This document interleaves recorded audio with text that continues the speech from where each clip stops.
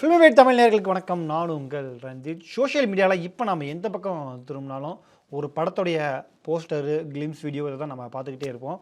So அது என்ன அப்படின்றத கெஸ் பண்ணியிருப்பீங்க. சிவகார்த்திகேயன் நடிப்பில் அக்டோபர் மாதம் ரிலீஸுக்கு ரெடியாக இருக்கக்கூடிய சேயோன் திரைப்படத்தினுடைய அந்த போஸ்டர், அந்த ஃபர்ஸ்ட் லுக் போஸ்டர் ஆகட்டும், அந்த படத்தினுடைய அந்த ஒரு கிளிம்ஸ் வீடியோ ஆகட்டும், இதுதான் பயங்கர ட்ரெண்ட் ஆகிட்டு இருக்கு.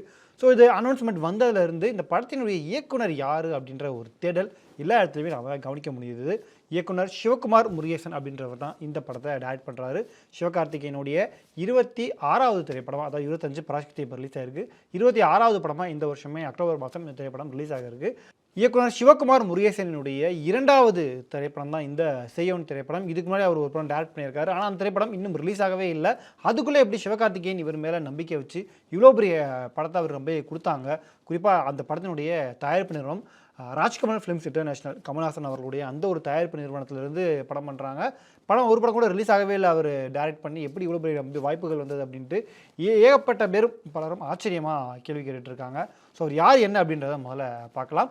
அவருடைய முதல் திரைப்படம் என்ன அப்படின்னு பார்த்தீங்கன்னா, அது இப்போ அதாவது வர பிப்ரவரி 27ஆம் தேதி ரிலீஸ்க்கு ரெடியாக இருக்கக்கூடிய நடிகை ராதிகா சரத்குமார் நடிப்பில் வெளியாக இருக்கக்கூடிய தாய் கிழவி திரைப்படம் தான் சிவகுமார் முருகேசனுடைய முதல் திரைப்படம். அந்த திரைப்படம் 27ஆம் தேதி ரிலீஸ் ஆக போகுது. ஸோ இந்த படம் ரிலீஸுக்கு முன்னாடியே பல சைடும் ஒரு பாசிட்டிவான ரிவ்யூஸ் வந்துட்டுருக்கு.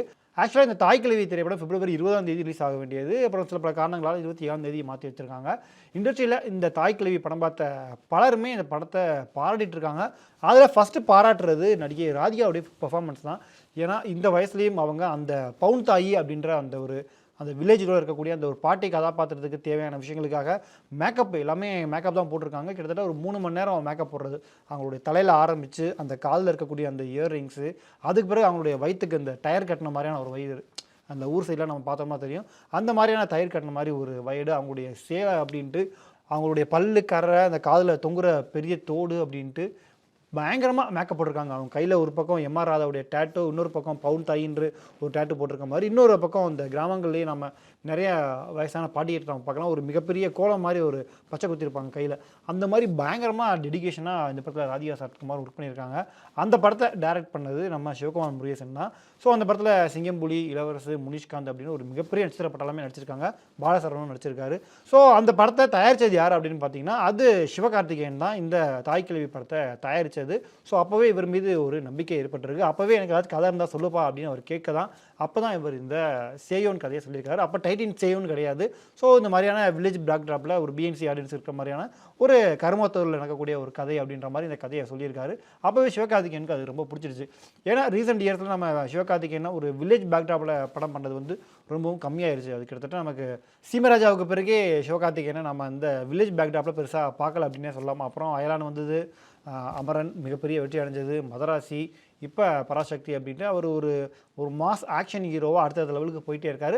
ஆனால் அவருடைய இந்த பிஎன்சி, அதாவது நம்ம வீட்டு பிள்ளை மாதிரியான படங்கள் பண்ணி ரொம்ப வருஷமாச்சு அப்படின்ட்டு திரும்பவும் தன்னுடைய ஆடியன்ஸ்க்காக தன்னுடைய ஏரியாவை டார்கெட் பண்ணி, இருங்கடா இப்போ நான் என்னுடைய களத்தில் வரேன் அப்படின்ற மாதிரி சிவகார்த்திகேயன் இறங்கி ஒரு அதகலம் பண்ணியிருக்காரு அப்படின்னு நான் சொல்லலாம். அதுதான் சேயோன் திரைப்படம். ஸோ இயக்குனர் சிவகுமார் முருகேசனுடைய 2வது திரைப்படமாக இந்த சேயோன் திரைப்படம் இப்போ உருவாகியிருக்கு.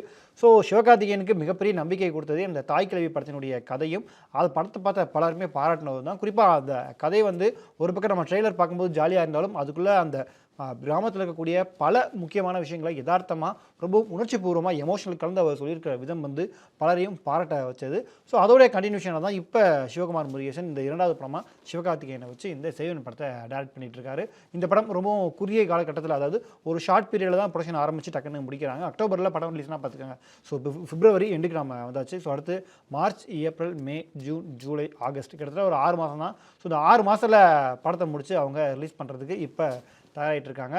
குறிப்பாக இந்த படம் மீது மிகுந்த எதிர்பார்ப்பு இருக்குது. இந்த படத்துக்கு பிறகு சிவகுமார் முருகேசன் தமிழ் சினிமாவில் ஒரு அசைக்க முடியாத ஒரு அடுத்த ப்ராமிசிங் டைரக்டராக வருவார் அப்படின்ற ஒரு நம்பிக்கையும் பலருக்கு கொடுத்துருக்காரு. காரணம் என்ன அப்படின்னா, 2வது படமே சிவகார்த்திகேயனை வச்சு, அதுவும் ராஜ்கமல் அந்த படத்தை ப்ரொடக்ஷன் பண்ணுறாங்க அப்படின்னும் போது ஒரு மிகப்பெரிய எதிர்பார்ப்பு இருக்குது. ஏற்கனவே ராஜ்கமல் ஃபிலிம்ஸும் சிவகார்த்திகேயனும் சேர்ந்து ஒர்க் பண்ண முதல் திரைப்படமான அமரன் திரைப்படம் ஒரு சின்ன பட்ஜெட் தான். ஆனால் அந்த படம் 380 கோடி கிட்ட கலெக்ட் பண்ணி ஒரு மிகப்பெரிய வசூலை கிரியேட் பண்ணுச்சு.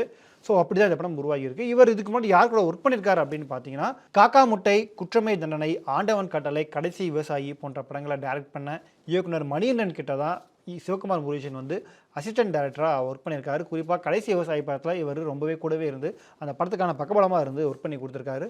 ஸோ மணிகண்டன்ட்டு அவர் கற்றுக்கிட்ட அந்த ஒரு விஷயங்கள் ப்ளஸ் இவர் பிறந்து வளர்ந்தது எல்லாமே மதுரை, தேனி இந்த பகுதியில், அதாவது சவுத்தில் இருக்கக்கூடிய அந்த கிராமப்புறங்களில் தான் அதிகமாக பிறந்து வளர்ந்தது. அப்படிங்கிறதுனால அந்த மண்ணுக்கு தேவையான விஷயம், அந்த மண்ணில் அவங்க பார்த்த யதார்த்தமான பல விஷயங்கள், அங்கே நடக்கக்கூடிய திருவிழா, கலாச்சாரம் இதெல்லாம் அவருக்கு ரொம்பவும் அத்துப்படியான ஒரு விஷயம். அப்படிங்கிறதுனால ஸோ இப்போ இந்த கதைக்களத்தை அவர் கொண்டு வந்திருக்காரு. ஏற்கனவே தாய் கிழவிக்கு பாராட்டுகள் வந்துகிட்டு இருக்கு.